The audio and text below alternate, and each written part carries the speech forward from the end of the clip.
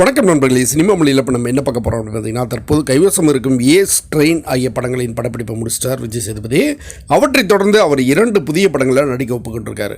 அவற்றில் ஒன்று தெலுங்கு இயக்குனர் ராம்கோபால் வர்மா இயக்கும் படம், இன்னொன்று பாண்டிராஜ் இயக்கும் படம் அப்படின்னு சொல்லப்படுது. இவற்றில் பாண்டிராஜ் இயக்கத்தில் விஜய் சேதுபதி நடிக்க இருக்கும் படத்தை சத்யஜோதி பிலிம்ஸ் நிறுவனம் தயாரிக்க. இவங்க இருவரும் இணைய இந்த படத்தை ஏற்கனவே வேறொரு நிறுவனம் தயாரிக்க இருந்தது. அப்போது இவர்கள் கேட்ட சம்பளம் ஒத்து வராதால அது நடக்கலை அப்படின்னாங்க.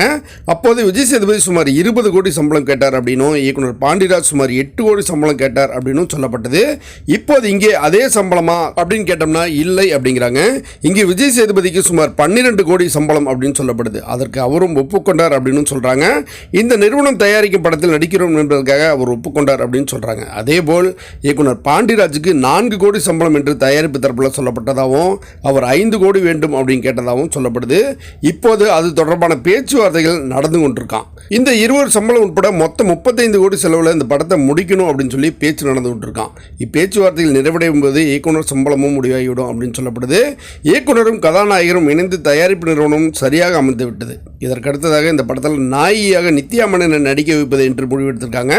அவரோடு பேசிக் கொண்டிருக்காங்க. அவர் பெரும்பாலும் ஒப்புக்கொள்வார். இதனால் முதல் முறையாக விஜய் சேதுபதியும் நித்யா மேனனும் இணைந்து நடிக்க இருக்காங்க. ஒரு குடும்பம், ஒரு திருவிழா, அங்கு நடக்கும் நிகழ்வுகள் என போகும் கதையில் விஜய் சேதுபதியும் நித்யா மேனனும் மிகவும் பொருத்தமாக இருப்பாங்க என்பதால் இது நிச்சயம் வெற்றி படமாக அமையும் அப்படின்னு நம்பிக்கையா சொல்லப்படுது. மற்றும் ஒரு நிகழ்வில் சந்திப்போம். நன்றி.